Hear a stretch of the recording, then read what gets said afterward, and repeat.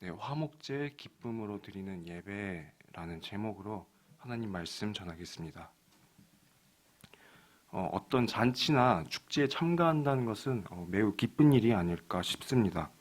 우리가 어떤 지인분의 결혼식에 참석한다거나 아니면 나 자신에게 이제 기쁜 일이 있을 때 잔치를 열어서 사람들을 초대할 수가 있죠. 축제에 가거나 잔치를 여는 이유는 내가 축제에 참가함으로써 그 축제에서 오는 기쁨을 얻으려 하거나 아니면 나에게 무언가 기쁜 일이 생겼을 때 그 기쁨을 기념하고 같이 나눌 수 있기 때문입니다. 그렇기 때문에 만약 축제가 열리는데 본인에게 있어서 흥미가 느껴지지도 않고 설령 가게 된다 해도 별로 기쁘지 않을 것 같은 생각이 들면 그것에 갈 이유가 사라지게 되는 것입니다. 예를 들어서 저도 아직은 이제 20대긴 한데 성인 되고 나니까 예전에 사귀었던 친구들이나 학교 동창들한테 여러 가지 일로 연락을 받고는 하는데요. 친한 친구가 결혼식을 올린다고 하면은 저는 그 친구와 엄청 친하고 함께 있는 것만으로도 좋았던 기억이 있으니까 그 결혼식에 즐거운 마음으로 참석하고 또 축하해 줄 수 있겠지만 반대로 이제 한 소식이 10년 동안 끊겼던 친구가 정말 저한테 뜬금없이 연락이 와서 자기 친척 결혼식에 와달라고 하면은 그 친구에게 아주 특별한 사정이 있는 게 아닌 한 저는 그 기쁜 마음으로 그 친구의 친척 결혼식에 갈 수도 없고 또 만약 가도 즐기기 힘들다는 사실을 알기 때문에 미안하다고 정중히 말하고 가지 않을 것 같습니다. 이렇듯 잔치와 기쁨이라는 감정은 서로 떼기가 힘들고 항상 동반되기 마련입니다. 본문 말씀의 내용은 화목제물을 드리는 방법에 대해 마치 매뉴얼처럼 자세히 나타나 있는데요. 오늘 이 화목제를 통해서 하나님께서 우리에게 말씀하고자 하는 뜻을 알아보고자 합니다.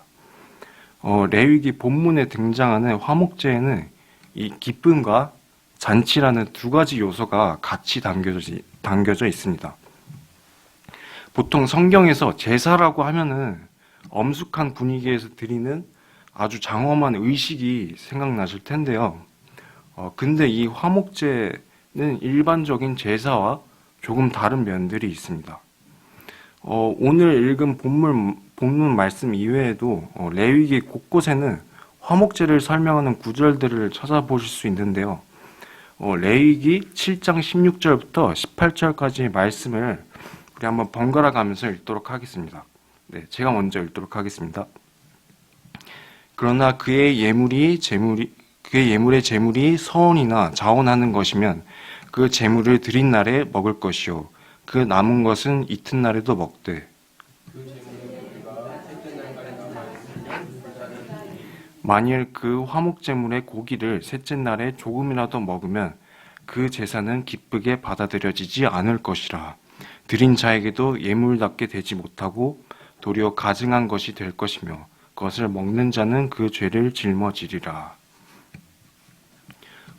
화목제를 드리는 제사의 봉헌자는 화목제의 제물 중에서 자신의 몫으로 할당이 된 부위를 하루나 이틀 사이에 전부 다 먹었어야 했고 이것이 지켜지지 않고 셋째 날에도 고기를 먹게 된다면 그 제사는 하나님께서 기쁘게 받아들여지지 않을 것이고 죄를 짊어지게 된다는 경고의 말씀이 있습니다. 이것만 봤을 때는 우리가 생각하는 엄격한 제사의식이 저절로 생각나게 되는데요. 진짜 매우 큰 문제는 이 봉헌자에게 할당받은 고기의 양이 다른 번제와 같은 제사들에 비해서 매우 컸다는 사실입니다. 화목제에 드리는 제물이라 함은 소나 양 그리고 염소와 같은 덩치가 큰 가축들인데 그 가축들의 지방 부분과 제사장들의 몫을 뺀 나머지 부위들이 전부 다 이제 봉헌자가 가져가기 때문입니다.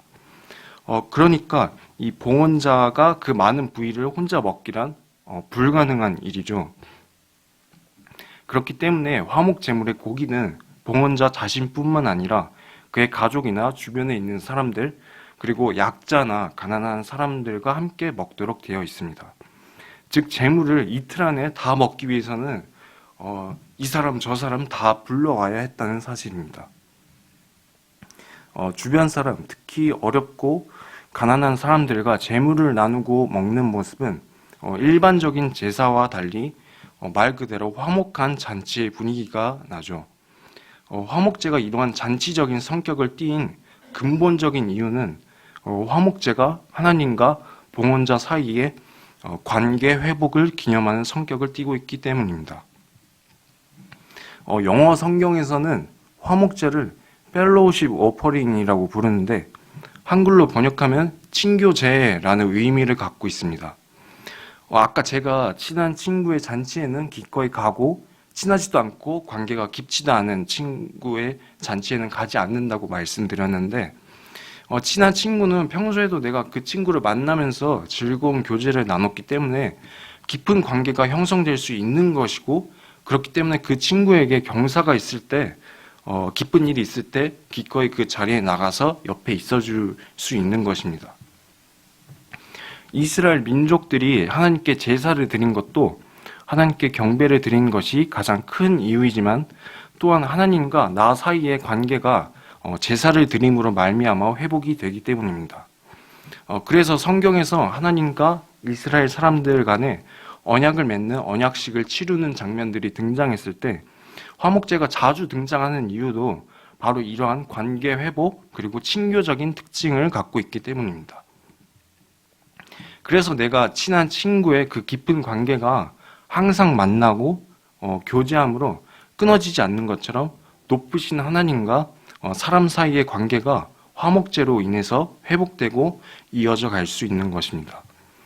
하나님을 경외하고 예배하고 찬양하는 것이 사람이 만들어진 이래로 세상에서 해야 할 가장 근본적인 창조 질서이지만 하나님께서는 사람들이 두려움만이라는 감정으로 자신을 경외하는 것이 아니라 기쁜 마음을 갖고 자신을 섬기시기 원하기 때문에 우리는 이러한 화목제의 의미를 더욱 생각해 볼 필요가 있습니다. 제가 신학대학원에서 처음 이제 들어가게 되고 1년간 예배를 그곳에서 드리면서 독특하다고 느꼈던 점이 학생들을 대상으로 하는 세미나가 자주 열린다는 사실인데요. 처음 그 세미나를 이제 열고 시간이 지나면서 그냥 독특하다고 느꼈지 앞으로 갈 일은 없을 거라고 생각했었는데 교수님들께서 세미나 참석한 것을 아예 과제로 내주셨더라고요. 그래서 사실상 억지로 가서 이제 세미나에 참석했었는데 그때의 세미나 주제가 존 파이퍼 목사님의 생애와 설교라는 주제였습니다. 가니까 교수님들이 돌아가시면서 이제 열변을 막 토하시는데 존 파이퍼 목사님에 대해 공통적으로 말하는 것이 이제 예배에 기쁨이 있어야 한다는 것이었습니다. 그리고 기쁨으로 예배를 드려야 할 이유에 대해서 아주 적절하고 인상 깊었던 비유를 이제 들어가시면서 설명해 주셨는데 그 중에서 가장 이제 인상 깊었던 내용을 제가 한번 해보도록 하겠습니다. 한 부부가 있었는데 결혼기념일 날에 이제 직장에서 돌아온 남편이 갑자기 나팔꽃 한 다발을 준비해서 자기 아내한테 줬다고 합니다. 남편이 여태까지 결혼기념일 날에 이제 꽃을 갖다 준 적이 없는데 갑자기 꽃을 갖다 주니까 아내가 내심 기분은 좋기도 하고 그리고 또 당황스러워하면서 남편에게 이 꽃을 가져다 준 이유가 무엇이냐고 이렇게 물었다는데요. 만약 남편의 입장에서 여러분들은 뭐라고 대답하실 것 같나요? 이에 대해서 두 가지 경우의 대답이 있었는데요. 첫 번째 대답은 이렇습니다. 아니 결혼기념일인데 자기한테 안 주면은 나한테 혼낼 거잖아. 그냥 꽃 아무거나 골라서 그냥 사왔어. 이게 있고요. 그리고 두 번째 대답은요. 남편이 이렇게 말하는 것입니다. 자기가 날 위해서 평소에도 너무 힘써주고 응원해서 너무 고마운 마음에 꽃을 사왔어. 이 나팔꽃의 꽃말이 기쁨이래. 나는 자기랑 같이 있는 것만으로도 너무 기뻐. 뭐가 더 이제 아내의 마음에 감동이 됐을까요? 당연하게도 두 번째 대답이 더 아내에게 감동이 됐겠죠. 하나님과 나 사이의 관계도 그렇습니다. 그냥 결혼 기념일인데 아무것도 안 주면은 나를 혼낼까봐 의무감에 어쩔 수 없이 드리는 것과 기쁜 마음으로 하나님께 기꺼이 바치는 것의 차이는 하나님께서는 기쁜 마음에 드리는 것을 더 받아주실 것이라는 사실입니다. 화목제가 잔치적 성격을 가진 기쁨의 제사라고 말씀드렸는데요. 또 우리가 알아야 할 것은 화목제 또한 번제의 제사처럼 속죄의 기능이 있다는 것입니다. 화목제가 본문 7절과 8절의 말씀처럼 안수하고 피를 뿌리는 방식이 번제와 동일하다는 점에서 화목제가 속죄의 기능을 갖고 있다는 것을 알 수 있습니다. 제물의 머리에 안수함으로써 당시 이스라엘 회중이 지었던 죄를 짊어지게 하고 그 제물의 피를 제단 사방에 뿌림으로써 그 피로 정결하게 만드신 것입니다. 이 점을 통해서 우리가 깨달을 수 있는 사실은 죄의 문제가 먼저 해결되지 않고서는 하나님과의 화평이 이루어지지 않는다는 것입니다. 제물을 먼저 바치고 하나님께서 그 제물의 일부분을 가져가시고 나서야 그 제물을 나누는 것처럼 먼저 죄의 문제가 해결이 되어야 주님과 온전한 교제의 과정이 형성될 수 있는 것입니다. 물론 우리가 지금은 제사를 드리지도 않고 제물을 바치지도 않죠. 하지만 우리는 이미 주님께 제사를 드리고 있고 우리의 죄를 속죄받음을 얻을 수 있게 되었습니다. 우리의 죄가 어떻게 속죄받을 수 있는지 여기에 있는 여러분들은 너무나 잘 알고 있을 거라 생각됩니다. 바로 예수 그리스도를 통해서 우리가 속죄함을 얻을 수 있는 것이죠. 주님께 우리 대신 그 피를 흘리심으로 죄를 대속하시고 또 영생함으로 나아가게 하신 줄로 믿습니다. 요한 1서 2장 2절의 말씀입니다. 같이 읽도록 하겠습니다. 그는 우리 죄를 위한 화목 제물이니 우리만 위할 뿐 아니요 온 세상의 죄를 위하심이라. 요한 1서를 기록한 사도 요한은 예수님을 화목 제물이라고 말씀하시고 계십니다. 또 로마서 5장 9절에서 11절까지의 말씀인데요. 이것도 한번 같이 읽어보겠습니다. 그러면 이제 우리가 그의 피로 말미암아 의롭다 하심을 받았으니 더 그로 말미암아 진노하심에서 구원을 받을 것이니 곧 우리가 원수 되었을 때에 그의 아들의 죽으심으로 말미암아 하나님과 화목하게 되었은즉 화목하게 된 자로서는 더 그의 살아나심으로 말미암아 구원을 받을 것이니라. 그뿐 아니라 이제 우리로 화목하게 하신 우리 주 예수 그리스도로 말미암아 하나님 안에서 또한 즐거워하느니라.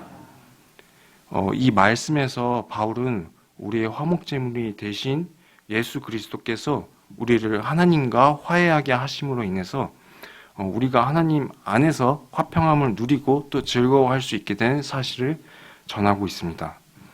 이 말씀이 오늘날 우리가 주님께 드릴 수 있는 화목제에 대한 가장 확실한 정의이고 사실 오늘 설교에서 가장 중요한 핵심이라고 해도 과언이 아닐 것입니다. 이스라엘 민족과 하나님 사이의 관계가 화목 제사를 드림으로 말미암아 그 관계가 회복되는 것을 우리가 즐거워하는 것처럼 나와 하나님과의 관계가 예수 그리스도로 말미암아 회복될 수 있게 된 사실을 믿어야 합니다. 예수님께서 화목 제물이 되신 양인 것입니다. 그 옛날 이스라엘 백성들이 그 제물을 나눠 먹고 즐거워하는 것처럼 오늘 우리도 예수 그리스도의 그 말씀의 피와 살을 먹음으로 말미암아 죄의 씻음을 받고 하나님과 나 사이의 관계가 회복되는 기쁨을 누리는 줄로 믿습니다. 또 우리가 성경에서처럼 제사를 드리지 않고 제물을 드리지 않아도 된다고 생각하지만 그 모든 제사의 법도와 율법들 대신 예수님 한 분을 믿음으로 말미암아 주님 앞에 진정한 제사를 올려드릴 수 있게 된 사실을 기억하시길 바랍니다. 우리가 이것을 영적인 제사라고 부르고 더 쉽게는 바로 예배라고 부르는 것입니다. 이제 말씀에 대한 적용을 하겠는데요. 크게 두 가지로 나눠볼 수 있습니다. 첫 번째로는 우리를 위해 화목제물이 되신 예수님의 그 사랑을 기억하고 영적인 화목 제사를 드림으로 그 안에서 기쁨을 누려야 한다는 것입니다. 우리가 하는 신앙생활에 있어서 즐거움과 기쁨의 감정은 큰 부분을 차지합니다. 그리고 큰 부분을 차지하여야 합니다. 물론 죄의 문제와 관련해서는 거룩하시고 절대적으로 선하신 하나님 앞에 두렵고 떨리는 마음으로 이제 무릎을 꿇어야 할 것입니다. 하지만 알아야 할 것은 하나님께서는 이러한 무겁고 어두운 죄의 문제를 해결해 주셨기 때문에 우리가 기쁨을 느낄 수 있는 것이라는 사실입니다. 여러분 한번 이러한 생각 해보신 적 있나요? 돈을 많이 주는 대신에 그냥 평범한 직장에 다니며 살 것인가? 아니면 돈을 많이 주지 않더라도 내가 하고 싶은 일을 하면서 살 것인가? 많이 고민이 되죠. 특히 청년분들이라면은 누구나 한 번쯤은 생각해 볼 일이기도 한데, 물어보면 정말 호불호가 갈리게 되는 것 같습니다. 이러한 호불호가 갈리게 되는 이유는 세상에서 아무리 돈이 귀하고 돈이 최고다, 이렇게 세상은 돈으로 다 굴러간다고 사람들이 생각하지만 결국 그 돈이라는 것도 나의 즐거움과 만족을 채우기 위한 도구에 불과하기 때문입니다. 그래서 내가 하고 싶은 일이 정말로 행복하다고 생각이 되면은 얼마든지 돈을 많이 벌지 않아도 내가 하고 싶은 그 길을 택하는 경우가 생기는 것이죠. 내가 일을 하면서 조금이라도 이제 즐거움을 느끼기 위해 돈을 포기할진데 하물며 주님이 주시는 관계 회복의 은혜와 영생의 기쁨을 누릴 수 있는 기회를 포기해서는 안 될 것입니다. 그렇다면 어떻게 관계 회복의 기쁨을 누릴 수 있는 것일까요? 그것은 나의 인생에서 하나님의 말씀의 은혜를 끊임없이 그리고 나의 마음의 큰 부분으로 채워 넣는 것입니다. 이스라엘 사람들이 화목 제사를 한 번만 드리고 땡 하고 끝내지는 않듯이 시대가 흘러가면서도 계속해서 화목 제사를 드림으로 하나님과의 관계 회복을 항상 사모했던 것처럼 우리가 하나님께 드리는 예배 또한 끊임없이 이어나가야 합니다. 우리의 삶에 하나님의 말씀의 지분이 더 커져야 하나님께서 보여주신 그 사랑에 대해 깊이 깨닫게 되므로 기쁨을 누릴 수 있는 것입니다. 세상에서 일어나는 잔치의 모임과 예배의 모임에는 결정적인 차이가 있습니다. 잔치와 같은 행사에서는 끝나고 나면은 얻는 것 없이 그저 기억 속에서 사라지게 된다는 것입니다. 설령 정말로 즐거웠고 또 행사에서 막 얻은 물품이나 음식들이 있다고 해도 결론적으로는 그것들도 시간이 지나면은 다 까먹거나 쓰는 일 없이 내동댕이 치게 된다는 것입니다.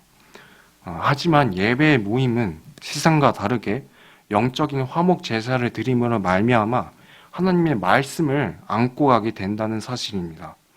그 말씀들은 사라지지도 않고 썩지도 않고 영원하며 살아 숨쉬는 운동력이 있기 때문입니다.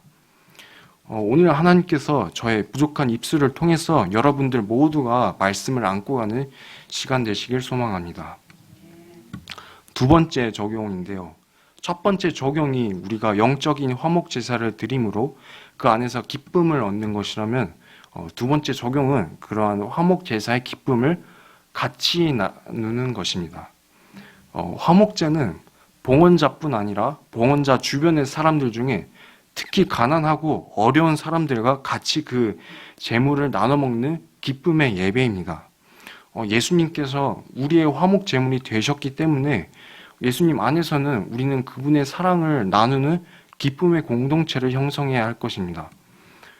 저의 경우에는 적극적이지 못하고 또 소극적인 성격이라서 사실 공동체 생활에 익숙하지 않고 또 공동체에 낀다는 것이 부끄럽고 걱정이 먼저 앞설 때가 있는 것 같습니다.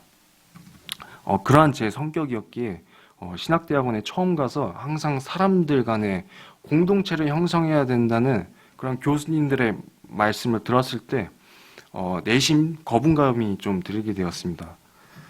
그런데 신대원에 이제 1년을 다녀보고 나니까 비록 몇 안 되는 분들을 이렇게 만나게 되었는데 그 만남들이 저에게 있어서 과분할 정도로 너무나 귀한 시간이었던 것입니다. 서로 학업적으로 모르는 게 있으면은 도움이 되기도 하고 서로 즐거운 일, 어려운 일들을 공유하면서 또 기도하면서 유대감이 더 깊어졌음을 느꼈습니다. 결론적으로 제가 느낀 것은 공동체가 하나님 말씀 안에 있을 때 화평을 얻을 수 있다는 사실입니다. 사람과 사람 사이에는 서로가 부족한 면들이 있고 어려운 일들이 있기에 세상에서 만난 공동체에서는 미움과 다툼이 매우 쉽게 일어날 수 있지만 우리가 주님의 교회 안에 있을 때에 하나님의 말씀 안에 모여 있을 때에 각자의 인생길에서 만난 하나님의 사랑을 서로가 공유했을 때 하나님의 더 깊은 사랑과 감사 회복의 즐거움을 깨달을 수 있는 것입니다. 다만 사람은 완벽하지 않기 때문에 설령 교회 공동체에서도 서로 간에 금이 갈 일은 분명히 있기는 있습니다만 우리는 항상 말씀 안에 있기 때문에 주님께서 그러한 균열을 항상 사랑으로 메꿔주신 줄로 믿습니다. 말씀을 맺겠는데요. 지금 이 자리에 있는 여러분 모두가 하나님 앞에서 화목제사의 봉헌자인 줄 믿습니다. 그리고 우리 모두가 화목제물 대신 예수님 안에서 하나님께 나아가는 예배자인 줄 믿습니다. 이 사실을 마음에 새기고 내 주변에 주님을 모르는 사람들이 있다면 그들에게 예수님의 사랑을 같이 나누는 여러분들이 되시길 간절히 소망합니다. 네, 우리 이 시간 찬양하고